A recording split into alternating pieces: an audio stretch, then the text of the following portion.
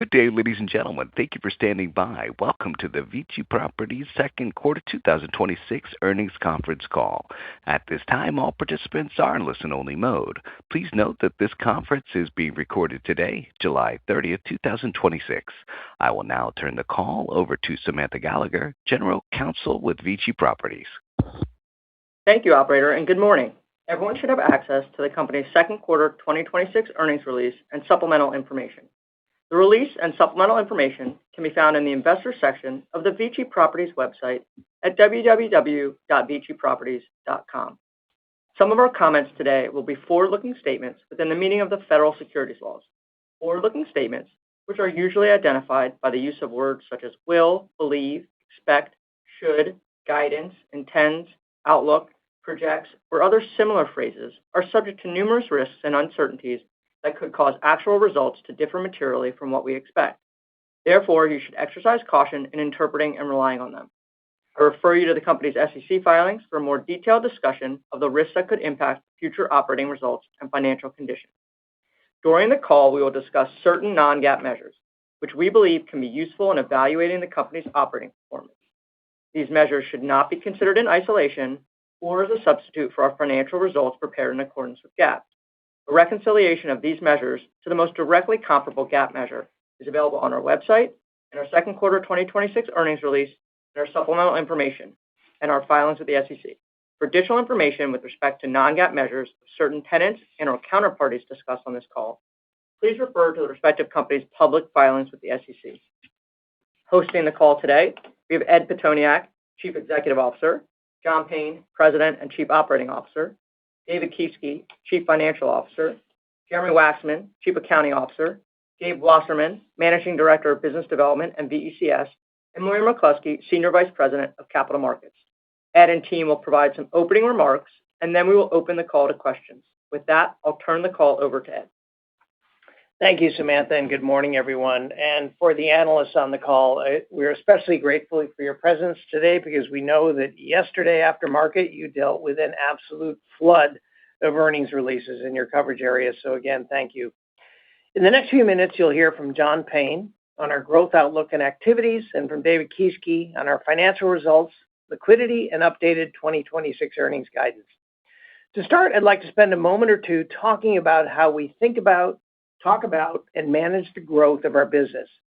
You've heard us say before, frequently, that we grow our business by growing our relationships, by growing new relationships and growing the scale of existing relationships. Today, I'd like to take you deeper inside our approach to relationship building, and to do that, I'll tell you the story of our new relationship with Club Med, which we announced back in June with the news of our investment in St. Croix, where we've acquired a property initially developed as the Rock Resort Carambola. We first began getting to know Club Med in 2025, and it's important to understand how we came to be connected with Club Med. The connection was not direct. In this case, it wasn't about calling up their global headquarters in Paris, nor their North American Caribbean headquarters in Miami. Though believe me, we do regularly make cold calls on experiential operators. We did not receive a flyer saying there was a Club Med property or a Club Med opportunity for sale. We did not get connected through bankers or brokers. We connected with Club Med through a company that will remain nameless. This is a leisure and hospitality company we've been courting for partnership since just about the birth of VICI. To date, we haven't been able to find the right opportunity with them, though to be sure, we won't stop trying. We've always worked hard to make our conversations with this unnamed company meaningful and collegial and frequent. In 2025, Club Med asked this unnamed company who they, Club Med, might partner with for financing of the St. Croix opportunity they were pursuing. The unnamed company said to Club Med, "We should connect you with our friends at VICI." And thus in 2025, Club Med connected with John Payne and Aaron Ferrari to get a conversation started. When we commence a conversation with a potential new partner, we are not in sales mode, we are in learning mode. With Club Med, John, Aaron, and Matt Perkins and other members of the VICI team set about seeking to understand Club Med's needs, financial, strategic, and cultural needs, not only in St. Croix, but into the future that Club Med envisions for itself. This is an approach that takes time, but we believe in its approach that leads to the strongest foundations upon which to grow together. And in this case, St. Croix became the foundation upon which we are building our relationship. When we first announced our new partnership with Club Med and our acquisition of the St. Croix property, the reaction from some was sort of a small deal. I'll offer a couple of quick thoughts on that take. First of all, the total projected investment of $75 million into one property is pretty meaningful by net lease standards, given that the typical net lease property tends to cost low single-digit millions. Secondly, and to reemphasize the point, when we make a first investment with a new partner, we are highly focused on the foundation we are building for potential future investment. 2 weeks ago, a number of us on the VICI team experienced this strong foundation when we joined our Club Med partners on the north shore of St. Croix for what Club Med calls its first stone ceremony. This ceremony celebrated the ecosystem of relationships that Club Med builds before it creates, and in order to create great experiential resorts. The Club Med team of global CEO Stéphane Maquer, North American Caribbean CEO and President Caroline Doyon, and North American Caribbean Senior Vice President of Development Eileen Kett brought together the St. Croix governmental, tourism, and developmental officials who've been and will continue to be instrumental in supporting the resort redevelopment, both strategically and financially, as well as the contractors who over the next 18 months or so will restore this resort to the glory originally envisioned by Lawrence Rockefeller while making it a distinctly Club Med experience. What I witnessed on St. Croix made me proud of the new partnership we've created with Club Med and excited for what together will contribute to St. Croix's competitiveness as an experiential destination. But what was also clear to me that day in St. Croix is the energy, creativity, and passion that Club Med brings to its growth activities. And with Club Med having a stated goal of growing its portfolio of destinations from 60 to 100 over the next few years, I'm hopeful and excited that VICI will find ways to be supportive of and participative in that growth. If we do, it's because we will continue to grow our relationship with Club Med, with that growth relying on our working every day to understand and better serve their needs, which is what we strive to do with every one of our growth partners. And with that, I'll turn the call over to John. Thanks, Ed. Good morning to everyone. You just heard Ed tell the story of how our Club Med relation came to be, and I'll simply add two things. First, for our business development team, a partnership like this one is the payoff of years of patient relationship building. It's the way we like to grow. Second, the transaction itself marks several firsts for VICI, our first build-to-suit investment and our first property acquisition in the Caribbean.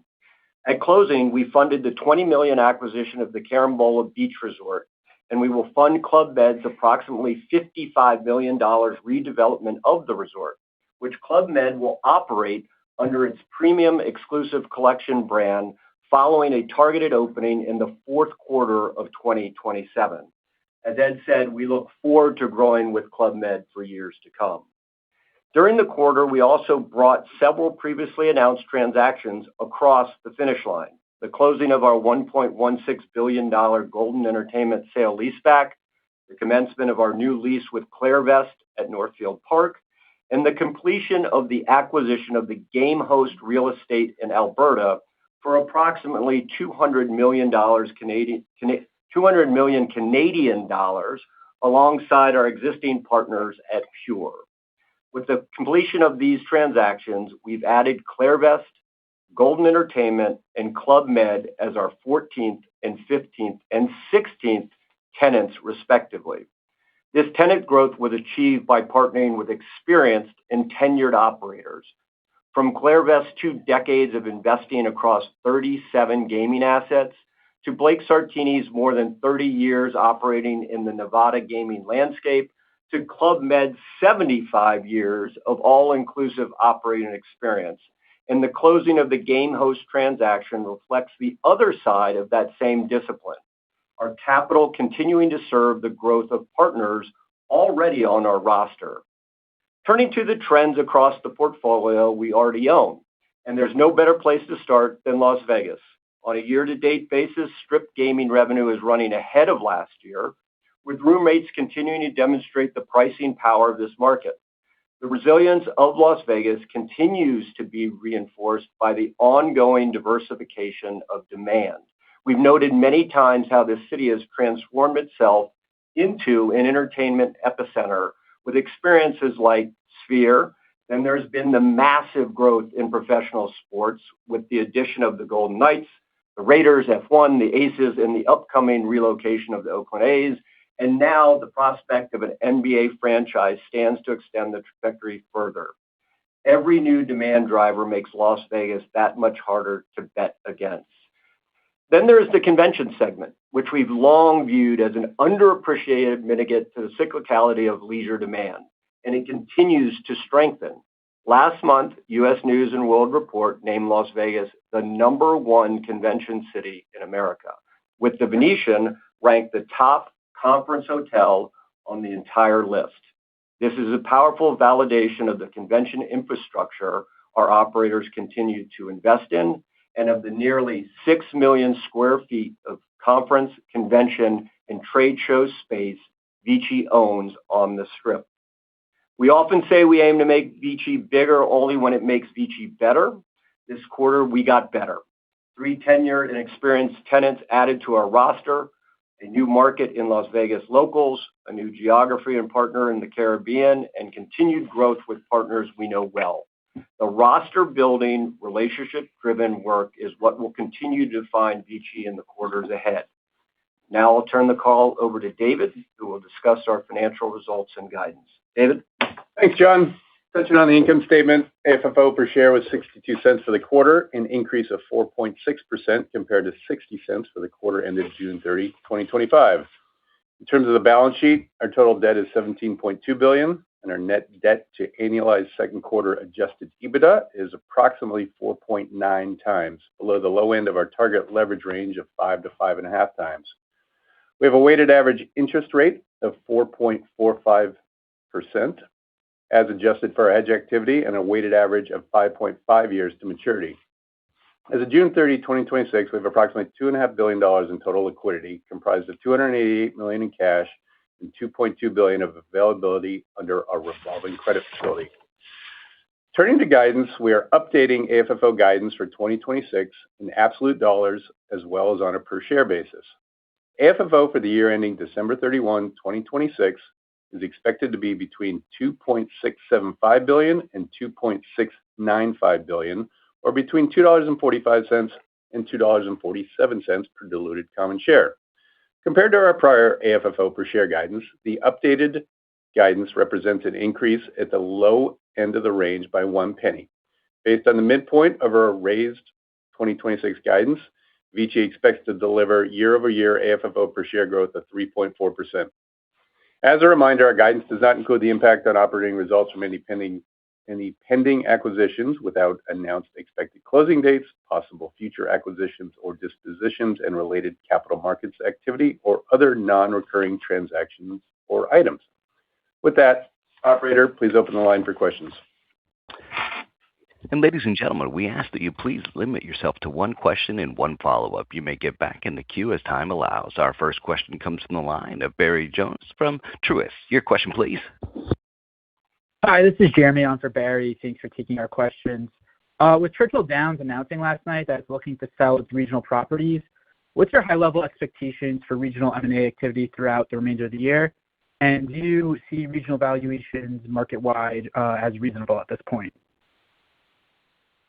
This is John. It's good to talk to you. I'll talk a little bit about regional gaming right now. I was adding up the years last night. I've been in or around the regional gaming space for 30 years. My colleagues are laughing at me right now. But the business is resilient. I mean, there's been a really amazing rebound here over the past 6 months or so in the regional markets. It's very exciting to see the innovation that's happening around slot product right now that's helping to drive growth in the regional markets. As it pertains to I think you're referring to the Churchill announcement that they are going to be selling their regional gaming portfolio. There are some assets in their portfolio that I'm sure we'll take a look at that would be a nice addition to our portfolio. I know there's some of our current tenants that are interested in those assets, and we'll continue to better understand the opportunities there. Got it. That's very helpful. And then should we expect to see more build-to-suit structure type deals similar to the Club Med? Yeah, Jeremy, it's very common across the net lease universe, and it's something that we're excited about, and I think we continue to offer solutions to our partners, and this is a very attractive solution for those that are in growth mode. Got it. Thank you. Thank you. And our next question comes from the line of Caitlin Burrows from Goldman Sachs. Your question, please. Hi, good morning, everyone. I guess just we'll figure out how to phrase it, but just considering that your two largest tenants are in the news to potentially be bought, we'll see what happens with them. But I guess just considering the time period that we're in right now, I was wondering if you could comment on how your conversations with those tenants today differ from a year or two ago, and kind of what's normal course versus what's maybe, I don't know, on hold because their own structure is changing or potentially changing. Yeah. Hey, Caitlin, good to hear from you. I would say that our conversations actually haven't fundamentally changed with our partners. We are in constant contact with all of our partners around various interactions involving our businesses. And, they are obviously in very intense operational businesses day by day, hour by hour. And we're always very respectful of that and making sure we don't waste their time. But we continue to have very positive conversations around opportunities that we see together, whether with existing assets or incremental opportunities. And I'll turn it over to John here because he can give you an example of an opportunity that we are discussing with a partner, despite the fact that that partner is also engaged in some very meaningful activities beyond us. Yeah, it's good to talk to you this morning. Ed's referring to the opportunity in Las Vegas with the NBA. I think everyone has seen in the news that the NBA is looking to put another team into Las Vegas. There are many people bidding on that team. We own, in conjunction with our partner Caesars, and we're working with them, 50 acres of land behind Paris Horseshoe Planet Hollywood. And we are developing a plan with Caesars, Sean McBurney in particular, who runs Las Vegas, to house the arena that could be built for the new NBA team. So that's just an example of us working with one of our partners. The other thing I'll address is, in my opening remarks, I talked about having our 14th, our 15th, and our 16th tenant. We're very different than other triple nets that have hundreds of tenants. We have, as you hear, 16, which then allows us to have deeper and more frequent conversations. So we're constantly talking to our partners about ways we can grow together, how our assets are performing, et cetera. So that's just another example of how we're a little bit different. Got it. Okay. And then I think you probably touched upon it briefly in the prepared remarks, but wondering if you could talk about some of the trends you're seeing more recently in Las Vegas and maybe how they vary between your specific assets and the market overall.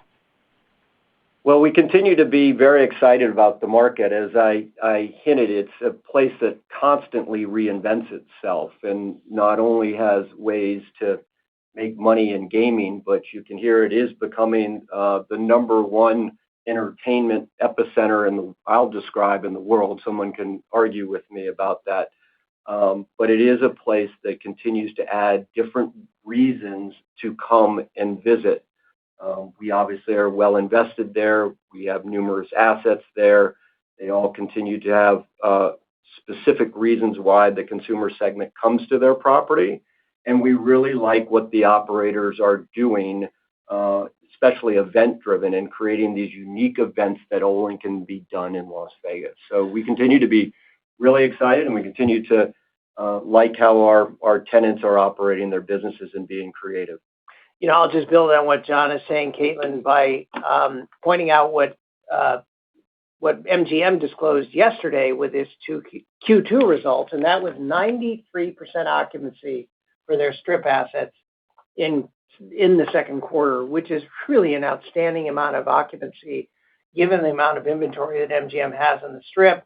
And I think that embedded within that was the very meaningful positive outcome they're getting on being promotional and offering all-inclusive packages at Luxor and Excalibur.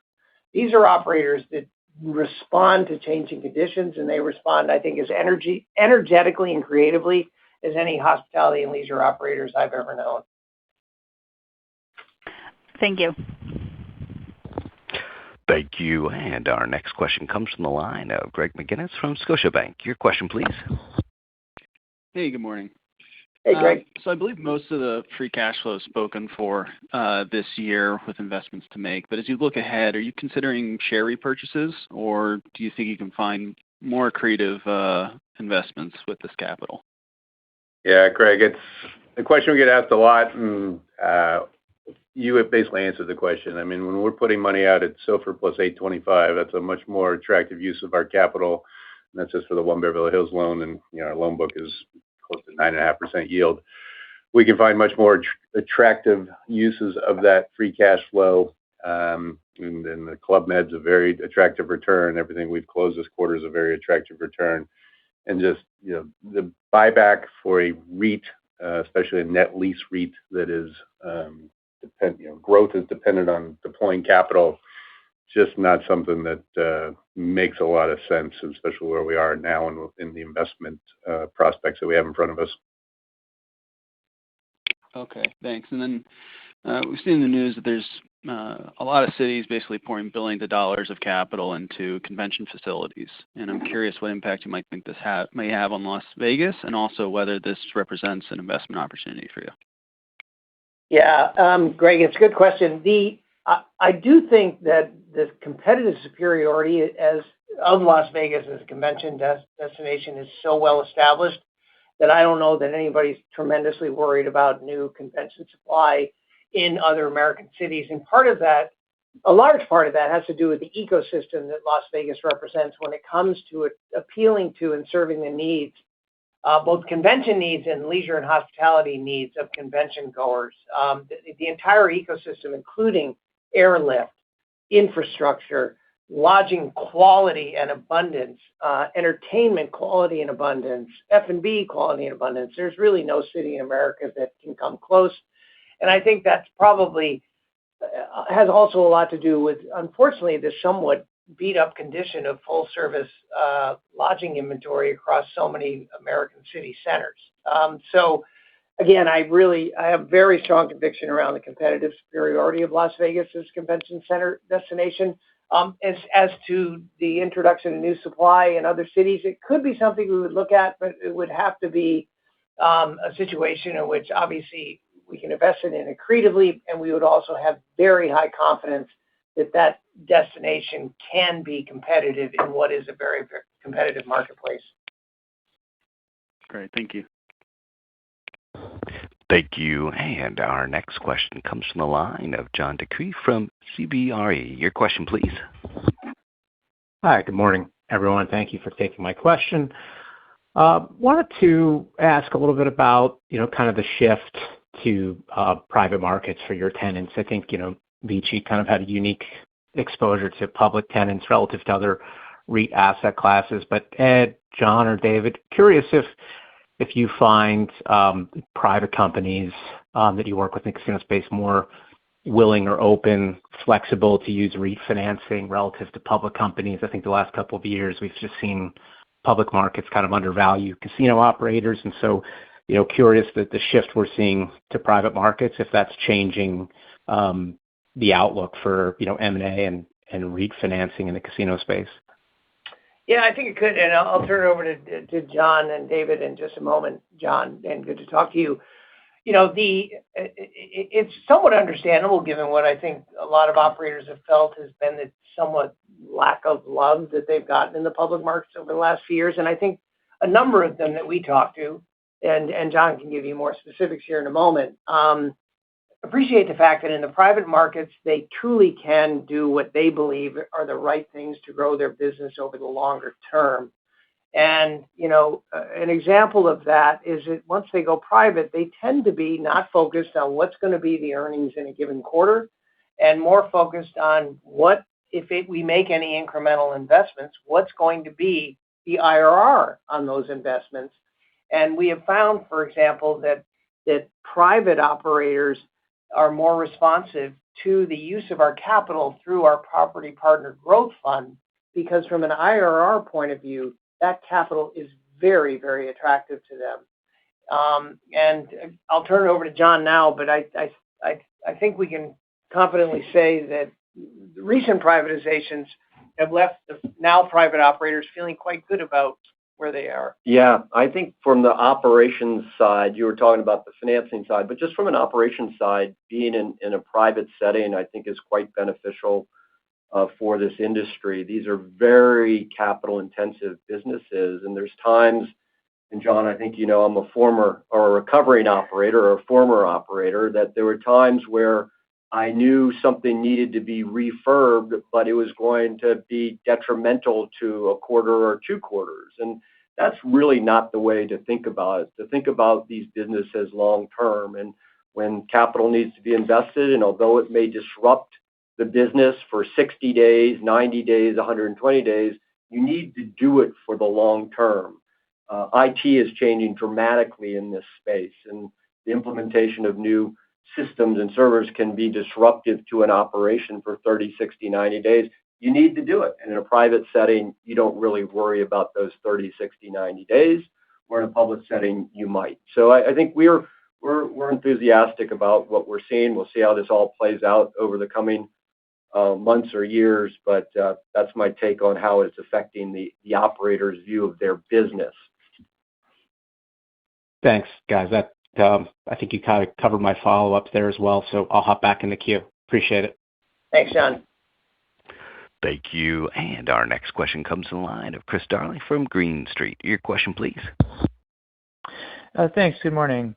Can you provide an update on the sports infrastructure opportunity, any discussions you continue to have with universities? And then, is there anything structural or maybe related to pricing that's top of mind for these institutions? Just anything specific that may have possibly prevented deals from closing to date?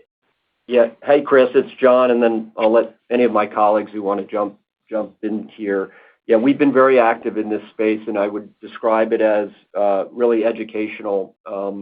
We opened my remarks by talking about being patient and relationship building. I would describe the university space as just that, in that we are explaining that we're long-term infrastructure investors and how we could help the university, particularly in sports, grow over the coming years. So I think that I don't think it's you ask if there's a pricing or a cost cap, I'd say that's not the reason why we have not announced anything yet. I'd say it's a little bit of us. We're at a point where we're trying to understand, is this the right place for us to be? And I think many universities are deciding, is capital light VICI's the right way to grow their sports business?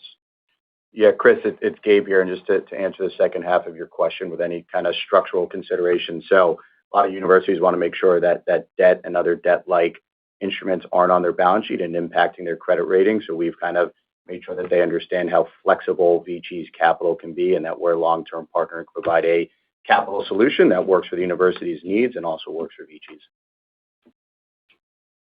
Okay, that's all helpful thoughts. That's it for me. Thank you. Thank you. And our next question comes from the line of David Katz from Jefferies. Your question, please.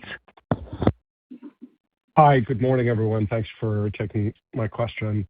I wanted to talk about regional gaming, in a broader sense, because, what we've seen is, operators investing internally as, they're finding some of those being their best opportunities and adjusting to some of the dynamics that have been going on across the United States. And, frankly, what we're seeing, including, from your largest regional tenant, some pretty good numbers. And my question is that a function of, them just dialing in their strategies? Is it a function of internal investments? Or do you think that it's just an external demand moment that we're seeing show up, in those numbers? And specifically as it relates to your tenants, where I'm most interested. Well, David, I'm not sure there's been a person on the phone that's been around gaming longer than myself. I was going to say you, but you've been around a long time. A little less.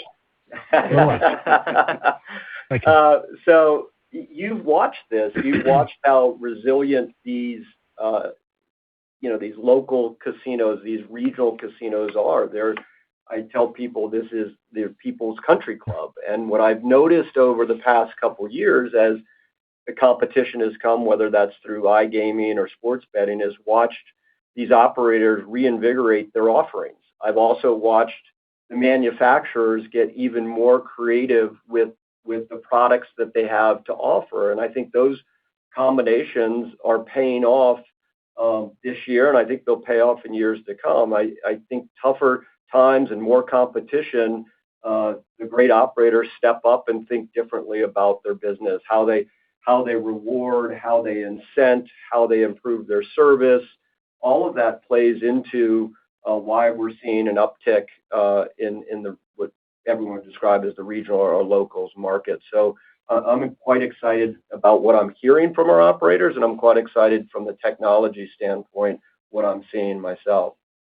I will just add on to what John says, David, by also pointing out the amount of live entertainment in America now that takes place in regional casinos, both commercial and tribal, and to an extent that I certainly didn't exist 30 or 40 years ago.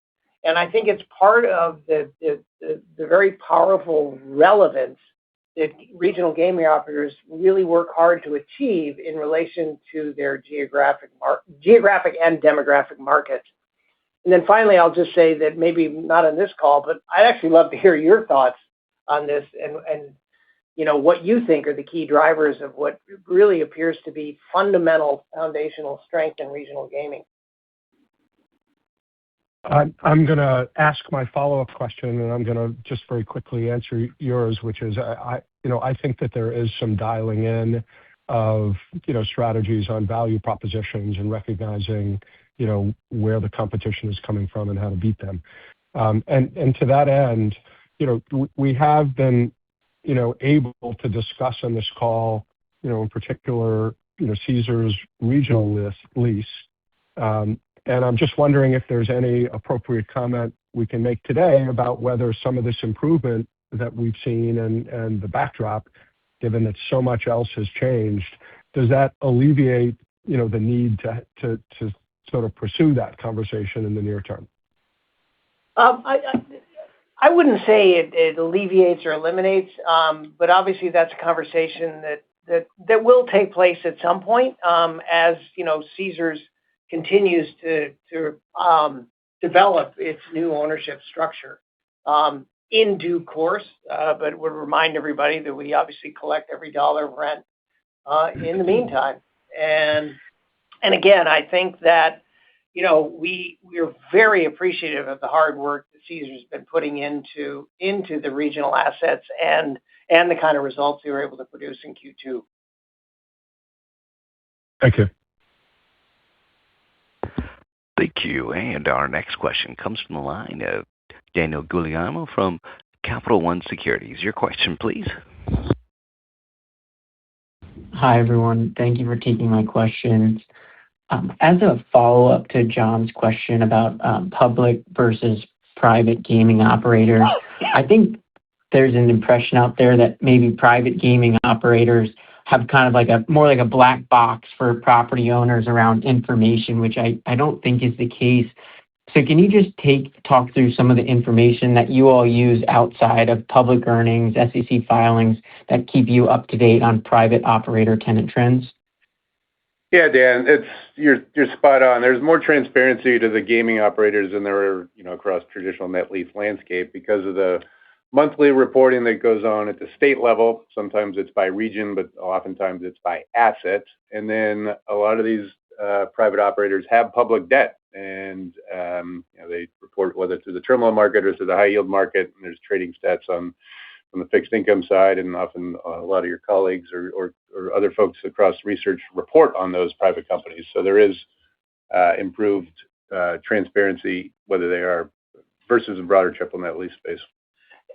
Yeah. This is Samantha. I'll just add, we spend a lot of time with each of our private tenants making sure that we're getting the necessary reporting through our leases. Gabe's sitting here to my right, and he can talk about, we focus on it from an asset management perspective. So we're always meeting with asset management to ask, like, what do we need from a reporting perspective so that we are able to get the information that we need to monitor tenants in the same way we would with a public tenant. Yeah, we get property level financials from all of our borrowers and tenants. And then as a group, we sit every quarter and go through every single lease and loan investment in the portfolio. So have complete visibility into our tenant and borrowers' financial performance, regardless of whether they are a publicly traded tenant borrower or private. Great. That's really helpful. Thank you. And then, as you mentioned in the opening remarks, Club Med was a new tenant this quarter. The property's in the U.S. Virgin Islands, but they're well known as an international brand. As you continue to expand into experiential, have international properties, maybe outside of the U.S. and Canada, become more interesting to you all? Yeah, this is Erin Ferreri. Dan, it's been a sector or a geography that we've looked at over the last 5 years, really spending a lot of time mapping and trying to understand the tax and legal structuring, as well as the financing markets that could support investments outside of the U.S. and Canada. St. Croix is a bit of a cheat because it's a U.S. Virgin Island, so it still is a U.S. territory, but it is a geography that we continue to look at expanding. Great. Thank you. Thank you. Our next question comes from the line of Wesley Golladay from Baird. Your question, please.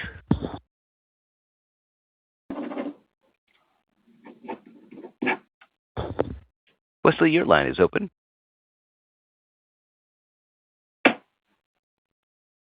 You might have your phone on mute.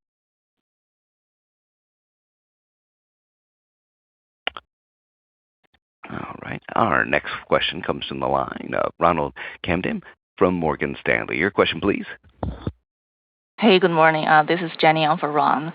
I just want to dig a little bit on the allowance of credit losses. So it seems like on the 10-Q note saying a tenant issue a new senior secured debt at a lower credit rating. Maybe just talk a little bit more on that. Like, is it tenant specific or macro driven?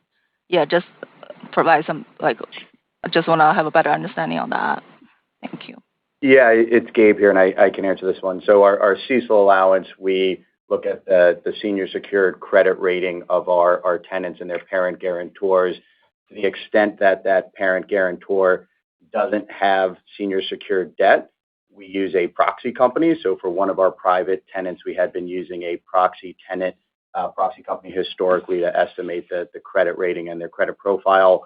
Last quarter, they actually issued debt privately, and we used that updated credit rating to estimate the CECL allowance. So that's why we saw the big change quarter-over-quarter. Properties performing well, great insight into the property performance as we just spoke about, get the monthly financials, and this was just a function of additional information that was out there that we could put into our model. That makes sense. As a follow-up on the watch list, anyone else that is kind of on your watch list right now, or you feel pretty good on the rest of your tenants? Sure. So we actually don't have a watch list. As we discussed, we go through every single lease and loan in our portfolio on a quarterly basis. So we have complete transparency into our borrowers and tenant performance. That's why it's really important that we get tenant and borrower level financials. So our ability to look at every single loan and lease in our portfolio is what we focus on and not individual investments. Got it. Thanks so much. Thank you. And our next question comes from the line of Todd Thomas from KeyBanc Capital Markets. Your question, please. Yeah, hi, thanks. I guess just following up on, the credit profile or portfolio and the loans. I was wondering if you could provide some additional detail around the loan modification in the quarter. I think it was $90 million. And can you clarify whether this is separate from the golf course development loan that I think last quarter was placed on a non-accrual status?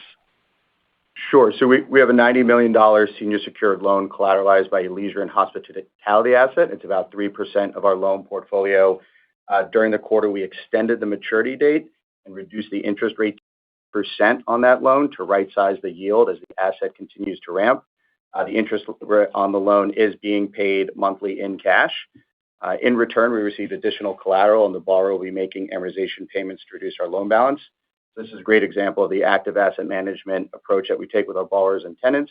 If there's an issue, we work constructively with them to identify a solution that provides value to both parties. And then on the second half of your question, this is a separate loan than the loan we disclosed in Q4 25, which is on non-accrual status. Okay. All right, that's helpful. And then I wanted to follow up on prior question around on Caesars, and you've previously indicated that both parties would prefer a resolution and move forward rather than I think allowing it to remain a little bit of an ongoing distraction. And I realize gaming operations have improved somewhat, but with the annual rent escalator approaching and CPI still running above the contractual floor, does that create a greater sense of urgency around reaching a broader portfolio solution? Should we think about resolution occurring over the next several quarters rather than years? Any update around that? Yeah, Todd, we wouldn't be able to give you any kind of precise timetable. I wouldn't say that's necessarily a major factor. I think the thing to keep in mind is that in the case of Caesars, they're obviously undergoing a very significant M&A transaction with many, many moving pieces and many stakeholders, including regulatory. So how any conversations will fit into that, which again is a fairly prolonged timescale, I believe Caesars recently, or it might have been Fertitta Entertainment, was indicating about a 12-month time frame for completion of that transaction. So there's so many moving pieces, it would be very difficult for anybody to predict with precision a timetable for any conversations that we might have. Okay, thank you. Thank you. This does conclude the question and answer session of today's program. I'd like to hand the program back to Ed for any further remarks. Well, again, we'll just thank everybody for their time today, both from the sell side and the buy side. We realize it's a very, very busy time of year. Wish you a good rest of the summer, and we will see you again in late October. Thank you, ladies and gentlemen, for your participation in today's conference. This does conclude the program. You may now disconnect. Good day.